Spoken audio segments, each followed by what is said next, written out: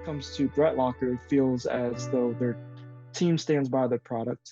Each module within ThreatLocker that is offered makes sense and provides more granular control over any application more than just the basic whitelisting and blacklisting of application.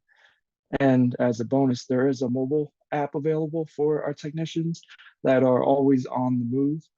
This allows Redner's IT support team to respond quick and resolve resolutions on the go. Since we've implemented it, we have scenarios where third-party remote support needed access to the endpoint.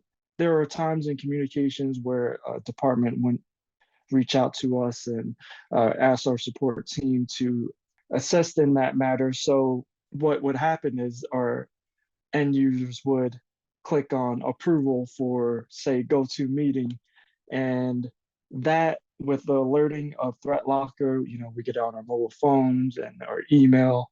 It allows us to go straight into the portal and actually see exactly what's going on. And then that gives us the capability of knowing what's happening in our environment.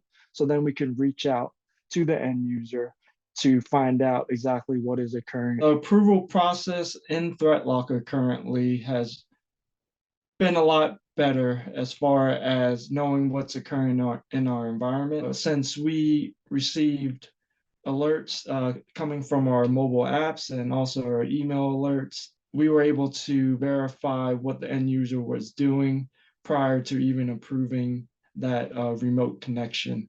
That with ThreatLocker, it helped us out pretty much as far as seeing what was going on in our environment and made more sense as to what needed to be either whitelisted or blacklisted within ThreatLocker. The ring fencing module within ThreatLocker, I should say, has allowed us like more granular control around just each individual application that we have whitelisted in our environment. For example, if we allowed PowerShell, we can just allow one specific application to run PowerShell that we have trusted and only allow it to communicate to either one or multiple IPs that we know is legitimate traffic. That has been a very useful case for us.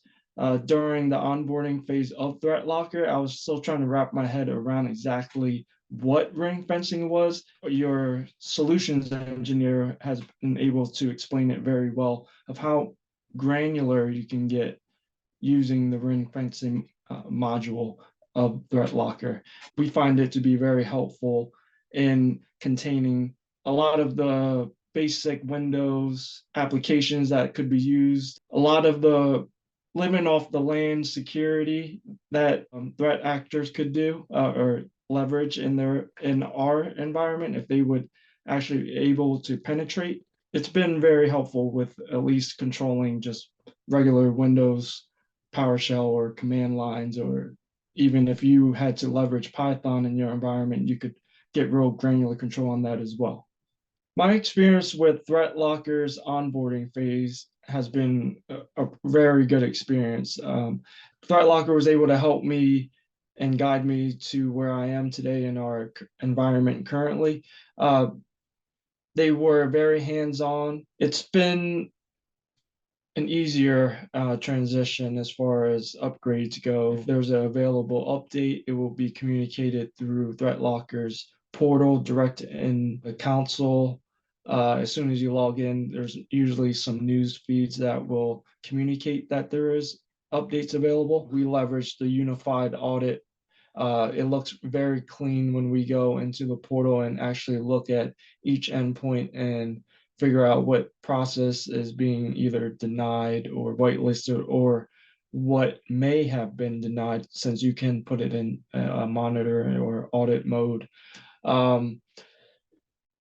Because of the portal, I would say ThreatLocker has made it more simplified for us to figure out what we need to allow. They break down, the process certificate, the hash, and it's very granular as to what you can see. You can group by, for us, for instance, we're a grocery retail chain, so our point of sale system, for the most part, they are cookie cutter, and we understand what needs to run on them. how often updates need to go out for our systems. On the ThreatLocker piece, you can group by point of sale systems and then allow specific applications and processes to run just based off of your groupings. Another portion of ThreatLocker that Redner's utilizes is elevation control. As mentioned earlier, there are times within our organization when we need to leverage third-party software vendors, remote access to our systems.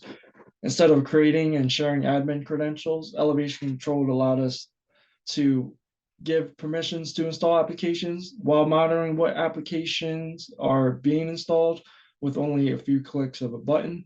I would say the one best feature is the ability to control the allotted time for the end user to install an application. So if a technician forgets to turn off the the elevation control, it will revert back to the default setting, which is for us secure mode. Our experience with storage control has been very good in the aspect that we have a lot of support technicians on our team that go out and actually use their own USB devices. So we can kind of track exactly where these USB storage devices are being used. We usually find out as soon as it happens. If someone will plug a USB in, especially one of our technicians, they will see a block on their end. And then for us, we'll get an alert on it. And then right away, I will get a phone call from our technician. Hey, can you allow my USB device? Nice thing about ThreatLocker's storage control, you can just whitelist by the serial number, or you can just allow read access.